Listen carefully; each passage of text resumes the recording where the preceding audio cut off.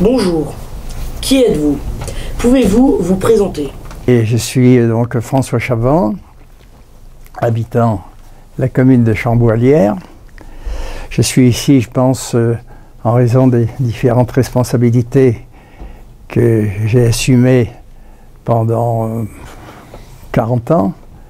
Maire de Chambaud-Allières durant 28 années, conseiller général du canton de Lamure pendant 25 ans, président du syndicat intercommunal à vocation multiple qui a permis la construction de ce collège en 1977 et ensuite président de la communauté de communes de la Haute-Vallée de la Zergue. L'église de Chambaud est un édifice très ancien. Nous n'avons pas de date précise sur sa construction. Les premiers éléments datés remontent au XIIe siècle, mais elle existait certainement avant. Elle a dû être édifiée sous forme d'un bâtiment sûrement très rustique à l'évangélisation de l'Europe. Et on peut penser que ça date de 3 au 4e siècle. Et elle est donc de deux styles, un style roman et un style gothique. Était-ce pour un événement particulier?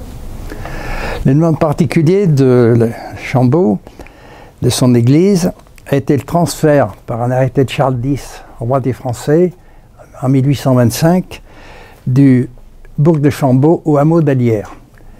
De par sa configuration, le hameau d'Allières s'étant développé et la population devenant de plus en plus nombreuse par rapport au village de Chambaud, les pouvoirs religieux de l'époque ont donc décidé de reconnaître l'église d'Allières au détriment de celle de Chambaud, en raison justement de l'accroissement de la population dans ce secteur. Et ceci a donné lieu à des mouvements d'humeur des paroissiens de Chambaud qui ont manifesté de façon bruyante et répétée et ont permis ainsi le rétablissement de la paroisse de Chambaud en 1839. Alors l'érection de l'église d'Allières a eu comme conséquence du transfert de tous les biens religieux dans l'église d'Allières, et en particulier de la cloche. Donc les paroissiens d'Allières sont venus prendre la cloche qui se trouvait dans le clocher de Chambaud et l'ont installée dans le clocher de l'église d'Allières. Et ceci a donné lieu à une guerre déclarée entre ces deux communautés, et c'est 5 ans après que les pouvoirs publics ont exigé que la cloche soit réinstallée dans son clocher d'origine. Cette église appartenait aux seigneurs de Chambaud, les de Montbelay, jusqu'à la Révolution.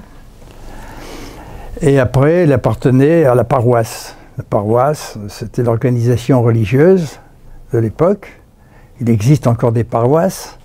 Elles se sont regroupées maintenant sur le plan de l'archiprêtrait.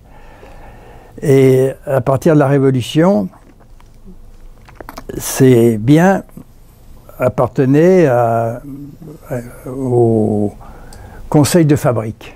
Le conseil de fabrique, c'était une assemblée de paroissiens qui avait en charge l'entretien de l'église. Et à partir de la loi de 1905,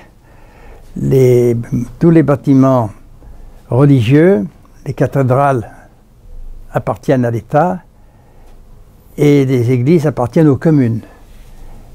Et les communes qui ont en charge de l'entretien du gros œuvre de l'église, et l'intérieur est à la charge des paroissiens. Et on dit que Ganelon, qui était un mauvais châtelain, a été enfermé dans un tonneau dans lequel on avait placé des pointes, et on l'a fait rouler dans la pente au-dessous du tourbillon. Et là où le tonneau s'est arrêté, Et on a construit l'église de Chenelette, là où elle se trouve aujourd'hui. C'est, voilà ce que je sais de la légende de Ganelon. Alors le Mont Saint-Rigaud, c'est le point culminant du département du Rhône, situé sur la commune de Montsol. Il y a un belvédère d'ailleurs qui a été installé et qui permet de découvrir un très très vaste territoire, depuis les monts du Jura jusque très loin dans la vallée du Rhône, par temps clair évidemment. Et le Saint-Rigaud a une fontaine aussi, et on prétend que cette eau a le pouvoir de permettre à des femmes qui souffrent de mauvaise fécondité d'améliorer cette fécondité. Et d'ailleurs, si vous allez visiter, vous trouvez des croix qui ont été jetées sur les bords et qui est des démonstrations que certaines personnes croient à la fête du Mont Saint-Rigaud.